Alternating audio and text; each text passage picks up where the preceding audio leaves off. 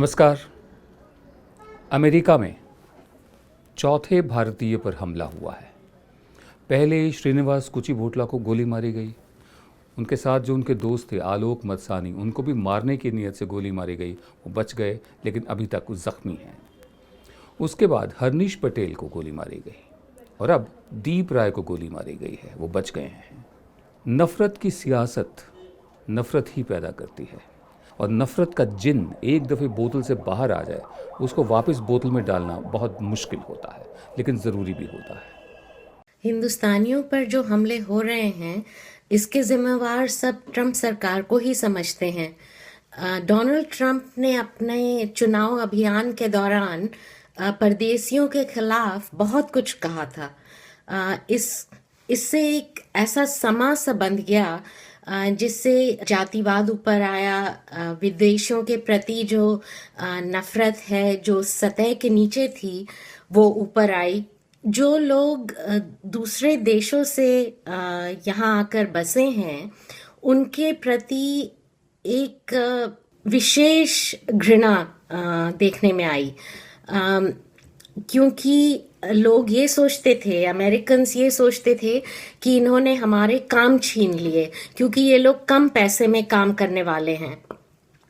Trump की जो election rallies थी उसमें इन भावनाओं को बढ़ावा दिया गया। जब ट्रंप राष्ट्रपति बन गए, जाहिर है कि जातिवाद करने वाले लोग बंदूक उठा के लड़ाई के लिए तैयार हो गए। इसी वजह से ये अटैक्स बढ़े हैं। 3 अटैक्स हो चुके हैं और लोगों में बहुत डर है इस समय। ट्रंप साहब जब से आए हैं, जब से अमेरिका के राजनीतिक पटल पर उभरे हैं, तब से नफ़रत की राजनीति, नफ़रत की ज़ुबान वहाँ बोली जा रही थी, जिसका निशाना भारतीय बन रहे हैं।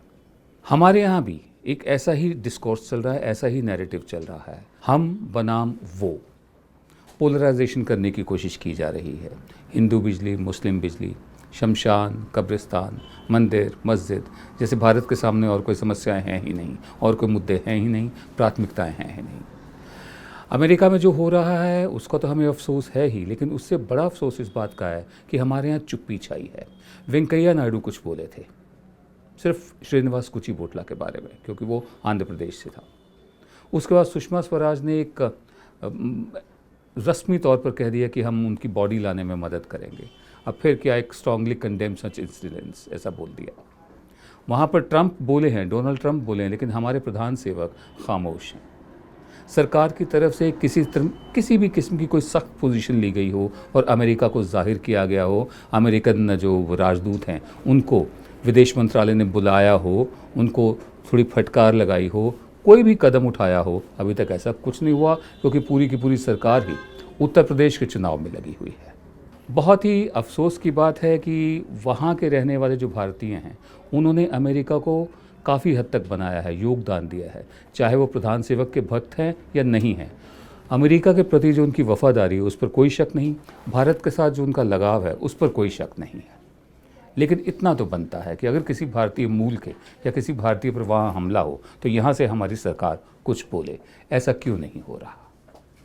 मेरे ख्याल से बहुत ज़रूरी है कि मोदी साहब अपनी आवाज़ उठाएं, ट्रंप साहब से बात करें और ट्रंप साहब से बहुत स्पष्ट शब्दों में कहें कि वो संजीदगी से इन नस्लवादी हमलों पे एक्शन लें। अभी तक जो वाइट हाउस और ट्रंप एडमिनिस्ट्रेशन से जो बयान आए हैं बहुत ही जो है रिलक्टेंटली इस बात को मान रहे हैं कि हो सकता है कि जो इंडियंस पे और जो अलग जो माइनॉरिटीज़ हैं उन पे जो हमले हो रहे हैं ये रेसिस्ट अटैक्स हैं। तो जब तक भारत सरकार थोड़ा शोर नहीं मचाएगा, जब तक भारत सरकार और ख़ास तौर पे मोदी इस बात पे अपनी आवाज़ नहीं उठाते, तो ट्रंप गवर्नमेंट उस सीरियसनेस के साथ एक्शन नहीं लेगा। कैलिफोर्निया में एक जगह है, उसका नाम है फ्रेस्नो, रेतीला इलाका है। वहाँ पर सरदार चरणजीत सिंह बार्ट रहते हैं। मैं काम के सिलसिले में गया हुआ था वहाँ पर, मैं उनसे मिला। वो जब अमेरिका गए थे तो उनकी जेब में $20 थे। आज उनकी 18,000 एकड़ ज़मीन है। रेगिस्तान को उन्होंने हरा भरा कर दिया है। वो अमेरिका के रेजिन किंग, किशमिश के बादशाह कहलाते हैं। किशमिश के लिए अंगूर और बादाम उगाते हैं। उनकी ज़मीनों में एक एयर स्ट्रिप है ताकि हवाई जहाज़ उतर सकें, टेक ऑफ कर सकें। पेट्रोल स्टेशंस हैं और वो अकेले नहीं हैं। ऐसे बहुत से लोग हैं जिन्होंने अमेरिकन इकॉनमी, अमेरिकन ज़िंदगी में पूरी मेहनत लगाकर अपना योगदान दिया है। चरणजीत सिंह बार्ट तो एक मिसाल है। हमें इस बात की कतई खुशी नहीं है कि मेडिसन स्क्वायर में मोदी मोदी मोदी मोदी नारे लगाने वालों को अब सोचने का वक्त आ गया, ये वो डर रहे होंगे, या भारतीय मूल के लोग जिन्होंने डोनाल्ड ट्रंप के इलेक्शन कैंपेन में बहुत बड़े बड़े दान दिए थे, डोनेशंस दी थी, वो भी चिंता में हैं। हमें इस बात की कतई कोई खुशी नहीं है। हमें सिर्फ इतना कहना है कि नफ़रत की राजनीति चाहे वहाँ हो चाहे यहाँ हो, नफ़रत ही बोती है, नफ़रत का ही फल पैदा करती है। और ये जिन ऐसा है, एक दफ़े बोतल से निकल गया, उसको वापस डालना ज़रूरी होता है, लेकिन मुश्किल भी होता है। सन 1925 में अंग्रेज़ों ने पहली दफ़े मद्रास कॉरपोरेशन के ज़रिए मिड डे मील स्कीम का आगाज़ किया था। उसके बाद के कामराज थे जो मुख्यमंत्री थे उस वक्त, मद्रास कहलाता था, तमिलनाडु नहीं कहलाता था, राजधानी का नाम भी मद्रास था। उन्होंने शहर मद्रास में मिड डे मील की शुरुआत की। उसके बाद जो राज्य मद्रास था, जो अब तमिलनाडु कहता है, उसके सारे ज़िलों में मिड डे मील को पहुंचाया। देखा देखी गुजरात भी आगे बढ़ा, केरल भी आया, और उससे पहले फ्रेंच एडमिनिस्ट्रेशन ने पौंडीचेरी में भी ये लागू किया था। देखते देखते ये बहुत बड़ी स्कीम बन गई और इरादा यही था कि अगर मिड डे मील देते हैं, बच्चों को दोपहर का खाना देते हैं, तो इससे स्कूलों में हाज़िरी बढ़ेगी, बच्चों की शिक्षा में रुचि बढ़ेगी, ज़्यादा बच्चे स्कूल आएंगे। क्योंकि अभी भी हम जो मर्ज़ी कह लें, अच्छे दिन आने बाकी हैं, हमें गरीब देश हैं।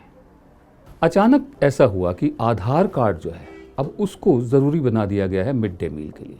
आधार कार्ड में जैसे कि हम जानते हैं हमारी सारी जानकारी होती है, यहाँ तक कि हमारे उंगलियों के निशान भी होते हैं और हमारे आँख के जो हैं बायोमेट्रिक्स बोलते हैं जैसे, वो भी होते हैं। जो हम करते हैं, जहाँ जहाँ आधार दिखाना ज़रूरी होता है, वैसे तो सुप्रीम कोर्ट का फैसला है कि ज़रूरी बिल्कुल नहीं है, वॉलंटरी है, केस अभी चल रहा है, लेकिन ये सारी जानकारी आधार में होती है। यानी हमारे बारे में सारी जानकारी सरकार के पास है। और जब से एक ये कार्ड लॉन्च हुआ है, सिम कार्ड लॉन्च हुआ है, जो आधार दिखाकर मुफ्त उसमें सर्विस मिलती है, हमारी सारी जानकारी उस घराने के पास भी है, उस औद्योगिक घराने के पास भी है। ऐसे में मिड डे मील के लिए गरीब मुल्क में जहां करीब 12 करोड़ बच्चे 12,65,000 स्कूलों में इनको मिड डे मील मिलता है, उनके लिए वो इंसेंटिव है। आधार को ज़रूरी बनाना ज़रूरी क्यों था? क्यों आधार को इतना एग्रेसिवली पुश किया जा रहा है, जबकि फैसला आना अभी बाकी है? क्यों? There is a kind of convergence of corporate and state interests. There are lots of corporate interests, from the biometric industry, from the software industry, from the security industry, and then of course for the state, it's a great way of keeping track of the entire population all the time. I think it's going to create an extraordinary infrastructure of surveillance which will enable the state to know at all times, where we are going, who we are talking to, and so on and so forth. I don't think it has much to do with improving welfare schemes, and in fact the evidence, at least so far, is that Aadhaar creates more disruption than facilitation in the context of welfare schemes. It has certainly disrupted the public distribution system very badly in states where Aadhaar-based biometric authentication has been imposed, and there's a risk now that it will disrupt midday meals as well. So I think if we take a realistic view, this is the story. लोग अमूमन George ऑवेल के एक उपन्यास 1984 का जिक्र करते हैं, जब चुनी हुई सरकार या थोपी हुई सरकार हमारी ज़िंदगियों पर कंट्रोल करना शुरू करते हैं। हमारी निगाह में सरकार सर्विस प्रोवाइडर है, जो सर्विस देती है, हम उसे टैक्स देते हैं, वो हमें सर्विस देती है, वो हमारी मालिक नहीं है। और सरकार की आलोचना करना देशद्रोह भी नहीं है। हम इस पर भी कार्यक्रम करेंगे, देशद्रोह क्या होता है, राष्ट्रद्रोह क्या होता है, और किस तरह से एक चालाक बयानबाजी के ज़रिए देश के माहौल में पूरा कब्ज़ा करने की कोशिश की जा रही है। इस पर भी चर्चा करेंगे। फ़िलहाल इतना ही कहना काफ़ी होगा कि वो हालत ना आए कि अगर आपके पास आधार कार्ड नहीं है तो आप हैं ही नहीं, क्योंकि फिर आप एक नंबर बन जाएंगे। अगर आधार कार्ड रखना ज़रूरी हो जाएगा तो आप एक नंबर बन जाएंगे, आपकी पहचान एक नंबर होगी। व्हाट अ ग्रेट आइडिया तो हम नहीं कह सकते थे, हम इतना ही कह रहे हैं कि अगर आपके पास, जिनके पास आधार कार्ड ना हो, क्या वो एग्जिस्ट ही नहीं करते, या उन्हें जीने का हक ही नहीं है, या वो हर रिकॉर्ड से बाहर हैं? वो इस पर भी ज़रा सोचिए। नमस्कार।